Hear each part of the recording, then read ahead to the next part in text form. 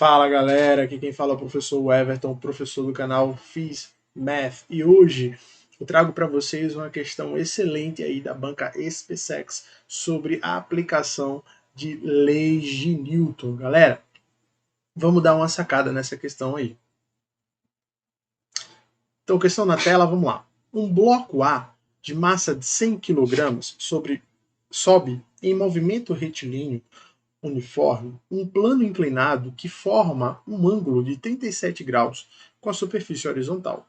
O bloco é puxado por um sistema de roldanas móveis e cordas, todas ideais e coplanares, ou seja, estão no mesmo plano. O sistema mantém as cordas paralelas ao plano inclinado enquanto é aplicada a força de intensidade F na extremidade livre da corda, conforme o desenho abaixo. Observe aqui que ele deu para a gente a massa do objeto. Ele falou que o objeto está em movimento retilíneo uniforme, ou seja, não está em movimento acelerado, e que o ângulo é de 37 graus com a superfície horizontal. Aí ele continua. Todas as cordas possuem uma de suas extremidades fixadas em um poste que permanece imóvel quando as cordas são tracionadas. Sabendo que o coeficiente de atrito é dinâmico, entre o bloco A e o plano inclinado é de 0,5. A intensidade da força F é. Veja que ele deu aqui os 137 graus igual a 0,6 e 137 graus igual a 0,8. Considere a aceleração da gravidade igual a 10 metros por segundo ao quadrado. Então, a primeira coisa que a gente vai fazer, gente, é anotar esses dados aí que foram dados, ok? Observe que aqui eu tenho uma força F, né? E eu tenho aqui a massa do objeto, que é 100 kg. Aí temos também aqui, né, a aceleração da gravidade, que é 10 metros por segundo ao quadrado. Temos o seno de 37 graus, que é igual a 0,6. Temos também o cosseno de 37 graus, que é igual a 0,8, né? Também foi fornecido. E também foi fornecido para a gente, além disso tudo, o fato de que o movimento é retilíneo-uniforme e, portanto, a aceleração é nula. Logo, não vai haver força resultante. Força resultante é nula também. Beleza? Aí veja, o que mais que eu posso obter aí desse problema? Ele disse também que o coeficiente de atrito dinâmico era 0,5. Beleza? Então, esses são todos os dados que a gente tem do problema aí. Tá ok, gente? Então, vamos aqui desenhar o nosso eixozinho de coordenadas. Então, tenho aqui o eixo Y e tenho aqui o eixo X. Ok? E temos aqui um ângulo de 37 graus. Observe, né, que a gente tem a força peso, é isso. Se você observar, a força peso vai estar aqui, ó, apontando para o centro, né? Nesse caso para baixo, né? Mas ela aponta para o centro da Terra.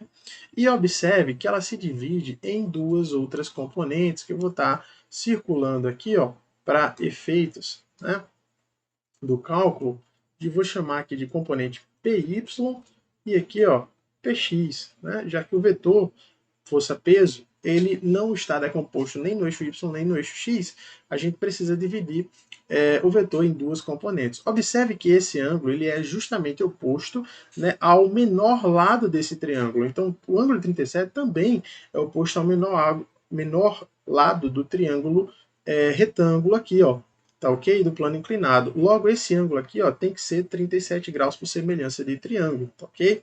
Aí, vê só, pessoal, a gente tem aqui mais forças atuando aí no nosso querido plano, tá? Eu vou apontar elas aqui para vocês. Nós temos aqui a força normal, beleza? Que é perpendicular, ela faz 90 graus com o plano, com a superfície de contato. E, além disso, pessoal, nós temos uma outra força aí bem interessante, que é a nossa querida força de atrito, tá? Lembra que o bloco está subindo o plano, logo a força de atrito precisa apontar contrária a este movimento, tá ok? Tem um detalhe bem importante aqui, ó, que é o seguinte. Vamos notar também que existe aqui, ó, três polias móveis, tá ok? Logo, se a polia é móvel, a força vai se dividir pela metade. Então, tem aqui T sobre 2 nesse fio e T sobre 2 nesse outro fio. Na segunda polia, agora, eu vou ter essa mesma força dividida pela metade, então vai ser T sobre 4 aqui e T sobre 4 aqui. Na terceira polia, novamente, a força se divide pela metade, então eu tenho T sobre 8 e, por fim, T sobre 8 também do outro lado do fio. Observe, então, que a nossa querida força F, no final das contas, a força F, ela é a tração dividida por 8, ou seja, a tração aqui nesse fio, ó, T, ela foi dividida aí em 8 partes na última polia. Então, veja só, a tração ela é 8 vezes a nossa querida força F, né? Isso. Então, agora, a partir desse momento, depois de ter observado o comportamento das polias, a gente consegue separar o eixo de coordenadas. Uma vez separado o eixo de coordenadas, galera, o que, que a gente vai fazer aqui? Observa só comigo, ó. É importante a gente saber como é que a gente escreve a componente PY e PX do peso. Afinal de contas, esse é o único caso de decomposição aí de forças no problema. Tá? Observa que o PY ele é exatamente adjacente ao ângulo 37, enquanto que o PX, olha só, se aqui é 37, então desse lado aqui também vai ser 37, certo? Então, esse outro ângulo aqui, ó, também é 37 graus, e ele é oposto a PX, tá ok? Aí, veja, quando a gente decompõe uma força, essas componentes vão sempre ser o módulo da força vezes o seno ou cosseno. Aí observe que, como eu falei, né, PY é a componente adjacente ao ângulo. Se é adjacente, nos lembra a função cosseno, né, que é cateto adjacente sobre hipotenusa. Então eu já venho aqui ó, no PY e coloco cosseno de 37 graus. No caso do PX, observe que é oposto ao ângulo de 37. Se é oposto, lembra-nos o seno, não é isso? Então aqui, seno de 37 graus. A gente pode escrever ainda melhor essas componentes fazendo o seguinte, ó. Lembre-se que o modo da força-peso é massa vezes a aceleração da gravidade. Então aqui continua seno de 37 graus. E aqui, ó, o modo da força-peso é massa vezes a gravidade. Então temos aqui cosseno de 37 graus para a componente y do peso. Beleza? Aí separamos aqui, ó, o eixo x e também o eixo y. Vamos ver as equações que a gente obtém daqui. Observe que no eixo y, olha só, eu só tenho a normal menos a componente py do peso. Né? Mas o negócio está no equilíbrio, a força resultante é zero. Daqui eu obtenho o quê? Eu obtenho que a normal é simplesmente a componente py do peso, certo? Então, ou seja, a normal é a componente y do peso aí, tá ok? Aí observe ainda e no caso do eixo x, né, eu vou ter, ó, para o lado direito do eixo x, para a parte positiva, eu tenho essa atração T aqui, tá bom? Aí, para o lado esquerdo do eixo x, parte negativa do eixo x, eu vou ter menos a força de atrito, né, menos também a componente x da força-peso. E isso tudo vai ser igual, obviamente, a zero, porque a força resultante é nula nesse problema, já que o movimento é retilíneo e uniforme, tá ok? Aí vamos lá. Obtemos, então, no final das contas, que no eixo x, né?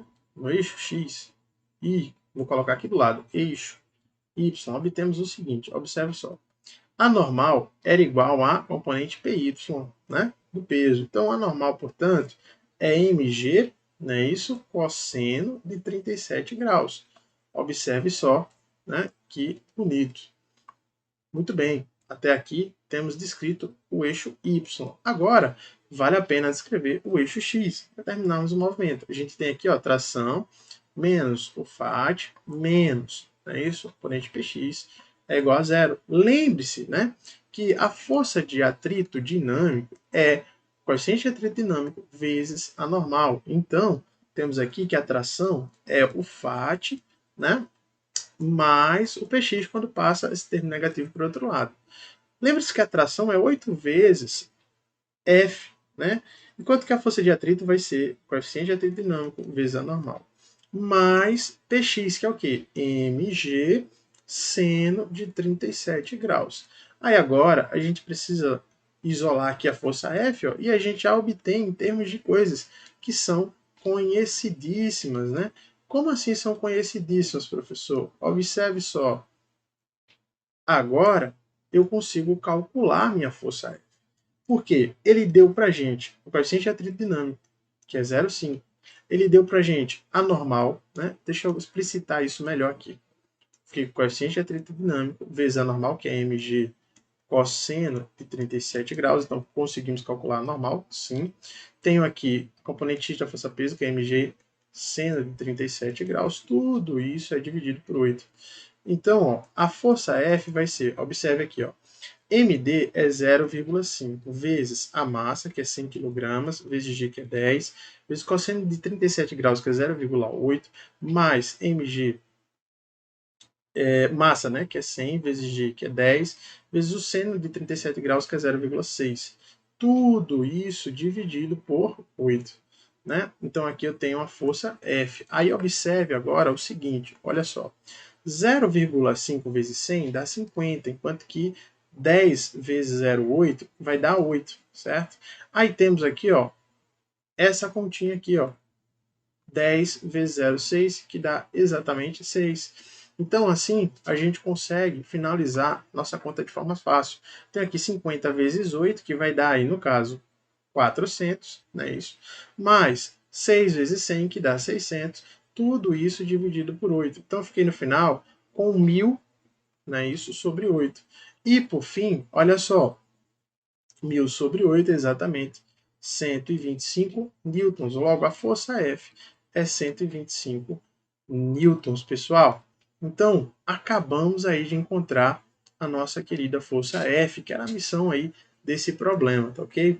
Vamos lá no nosso querido problema e voltar nas alternativas. Então, ó, gabarito aí, letra A, 125 newtons é o valor da força F. Então, você gostou da resolução dessa questão? Gostou de conteúdos como esse? A gente vai estar trazendo esse tipo de conteúdo aqui no canal do FISMath sempre, pessoal. Questões da SPSEX, questões da EFON, questões do ITA, do INE, né? Todos esses concursos militares, assim também como questões de concurso para professor de matemática, questões de concurso para professores de física, né? Vamos estar trazendo aí tudo isso no canal. Então, para você não perder essas novidades, curte esse vídeo, se inscreve no canal, ativa as notificações e toda vez que um link for lançado, você vai ter aí, né, a oportunidade de verificar com antecedência, beleza?